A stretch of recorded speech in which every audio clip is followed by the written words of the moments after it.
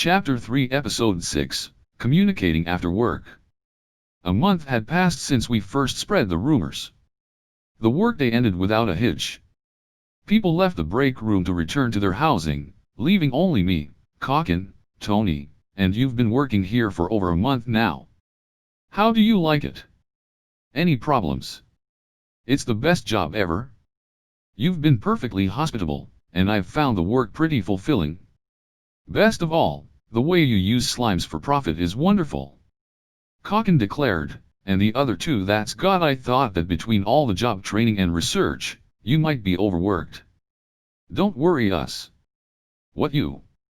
We've been getting more and more customers, not to mention all those people who want to talk to you. We just got another one ever since we publicized that I formed contracts with Limor Birds. The negative rumors ATMT me and Taylor died down, but in exchange, plenty of people started coming to see me. He left surprisingly quickly, though. Who was he, anyway? A middleman for a monster-selling business, I believe. He went on how Limor birds were in high demand and worth a lot whether alive or dead and stuffed, and how he could trade them for something else if you just needed them to send letters. He was just interested in money, and after listening to him for a bit, I asked him to leave. Most of these visitors were either here for something like that, or to ask if they could work for me. But I had no intention of selling my Limor birds, and I wasn't going to hire anyone without a letter of recommendation under these circumstances. Well, I'm turning down anyone who comes without it been that big a burden on me, but thanks for asking. It would be a burden on all of us if something happened to you. This is much more than my research days, and very fulfilling. Much better than when I was a so-called researcher. Yes, I used to have nothing but despair for the future. Despair? Really? You can only that because you don't know the tragedy of the slime laboratory. Life only a bit better than it was in the slums, and we were treated like slaves, if not worse. Seriously. A laboratory didn't sound like the type of place where such awful treatment would happen. But even with the labor laws in Japan, there were plenty of abusive companies that treated employees like cattle. This world was different, but no matter the place, humans were always the same. When you're assigned to the slime laboratory, the only reason you'd stay with the company is if you have nowhere else to go, or if you have some attachment to the lab like I used to. It became a department for getting rid of employees the bosses didn't like, so of course the conditions were terrible. Most slaves are guaranteed at least a meager life, but the researchers at the slime lab were guaranteed nothing except their paychecks. It was technically enough to live on, but not enough to buy more than necessities. They would also reduce you over the smallest things, to make life even worse. If you ever complained, they just told you to quit, so there was no room for negotiations. Any more details? I asked. It just like the abusive companies in Jarkseln. The most common for cutting pay was failing to get results from your research. Learning about slime ecology and methods of taming big slimes were the main GCXLL of the research, but nobody could find anything, which is why this is where they put who get demoted. Why couldn't you discover anything? I asked. But even with all our scientific cryonements on, there were animals that weren't fully. Firstly, slimes live in many environments and come in many varieties. If you ever come up with a hypothesis, there will be some type of slime that proves it wrong. There's also just a lack of information. Other monsters can be dissected for then you can determine from the teeth, for one example, whether the monster is an herbivore or a carnivore. But when slimes die, their body disappears aside from the core, so they can't dissect it. But there would be no point in dissecting the transparent either way, and the cores turn into brittle stone that has no as any sort of organ. Slimes did disappear when they died, but more advanced did leave a bit of fluid behind. Back when I first came to this world and killed a slime, I thought that the core it left behind was something like an item drop, assuming that was a real-world concept in this universe. But other monsters didn't disappear, and I learned that I would have to cut them apart to harvest their meat and other materials. I sometimes wondered why it was only slimes that vanished, but as I got used to them, I began to focus more on how they evolved. It did seem like this would make them hard to research, however. We did see some slimes evolve many times, But we never how to make it. What did they evolve into? A lot of different things, that's all I tell you. It was different just about every time, Lobelia said with a sigh, trying to remember something. If something happened related to this, but put that see Ida. What did you feed the slime? L don't know, whatever was lying around, Tony said, and the other two nodded. We barely received any funding. So it was hard to scrape up any money for slime food. We took leftover Monster F011 from other departments. For the most we were only enough to keep ourselves alive, so we had to be as cheap as possible. Sometimes they even stole meat that was meant for the slimes, so I don't think anyone was going out of their way to buy slime fod. Slimes will eat anything they are given. That's one thing we did know, so we typically fed them whatever was on hand. They can live in any environment and eat whatever is available. After all, after hearing what Lobelia and Tony told me, my mouth was slimes would eat anything if ordered to, though. It sounded like they happened to feed the slimes what they needed to evolve sometimes. But as a result, they failed to notice the importance of food to a slime's evolution. I couldn't help but hold my head in my arms, and when I looked back up again, the three of them were staring at me. Boss, war's wrong, they asked. I wasn't sure what to say, so I decided to get straight to the point. The key to making a slime evolve is food. What? What do you mean? I'll mean that depending on what a slime eats, they may evolve in different ways, I said, then told them everything I learned about slime evolution in the forest, and that I discovered the conditions to evolve all the slimes I owned. They were shocked to hear this. But how could that be? Was the theory wrong? L don't know what your theory was, but did it say that food and evolution were unrelated? Right. It was an old thesis. But the biggest authorities on monster research agree that FSI has nothing to do with evolution. L haven't actually heard of any more recent. In general, our of slimes is based on old data. Questioning established science could be surprisingly difficult. I started my research from virtually no knowledge, so maybe that lack of preconceptions helped.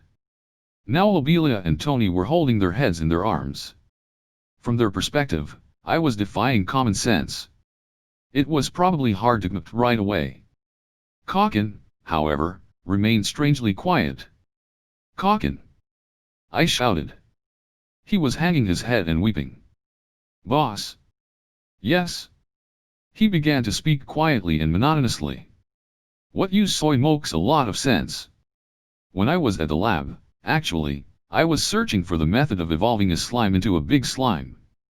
I found that big slimes lived in environments with other careful monsters, and theorized that feeding the meat of those monsters to a slime would evolve it into a big slime. I saw that nobody else was getting results, so I thought I should come at it from an entirely different perspective. They assumed that big evolved from slimes, apparently. And from the sound of it, Kaken got close to achieving his goal. Like Lobelia said, slime researchers had enough trouble securing food for themselves and could never buy the meat of strong monsters just to feed it to slimes. But I was a noble and had at least some money.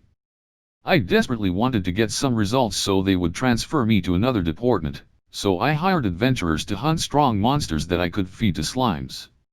Of course, I also the shipping fees for this meat out of my own pocket every day.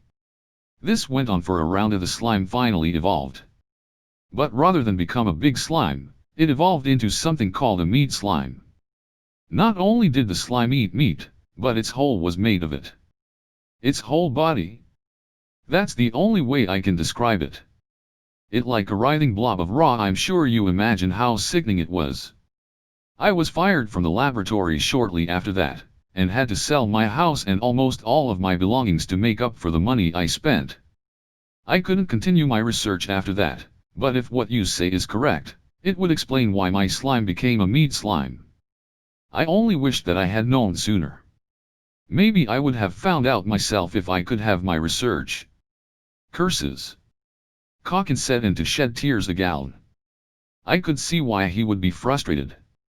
If his research had gone on, maybe he could have at least something about slimes. When I first met Kaken, Jeff told me that he spent all of his wealth on research. So this must have been what he meant. I decided that someone else would have to manage the money when I put him in charge of a store. Don't worry about it, Kaken. We got hired by this store now, that's right. Now we can do all the slime research we want. Yes, that's true. There's no time for regrets. I should take this as even greater encouragement.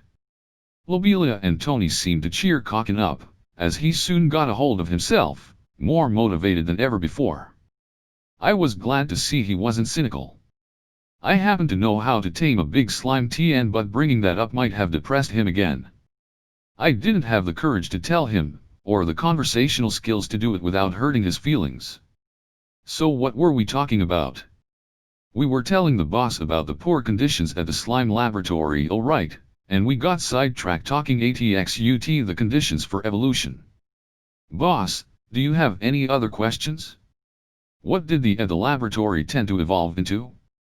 Well, as far as the types I saw at the lab, there were sticky slimes like the ones you own. But that's all I remember. We theorized they might evolve into big slimes after enough compel training.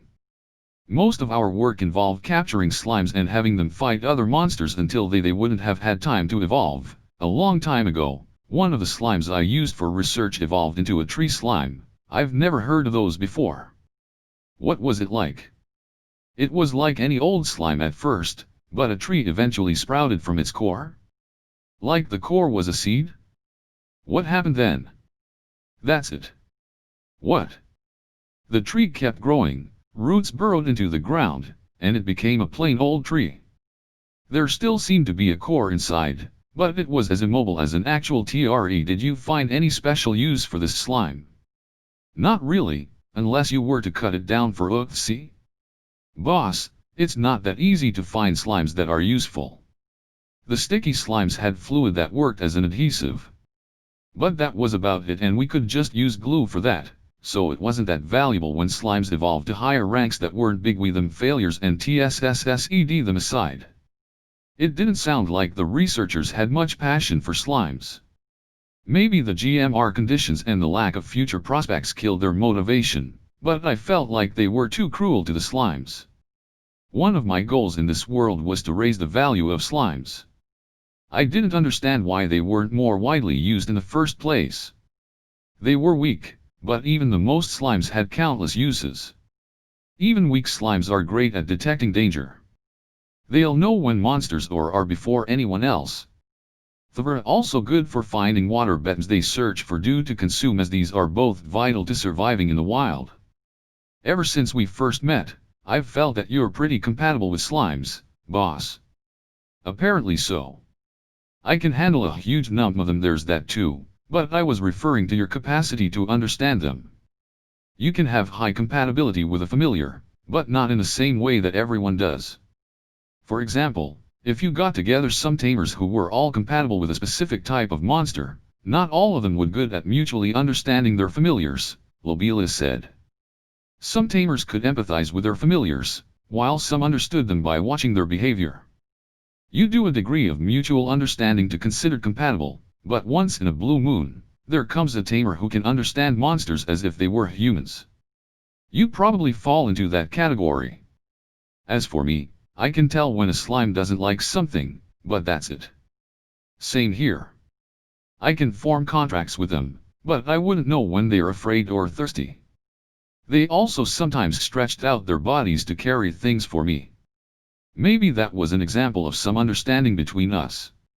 If everyone could understand like you, boss, then slimes would a must-have for all tamers. Apparently most tamers didn't understand their familiars like I did. That was likely only in regards to slimes, but that could have been the reason why little research on them was successful. I asked more about the slime laboratory. We talked about other types of slimes we had discovered, and before I knew it, it was the middle of the night.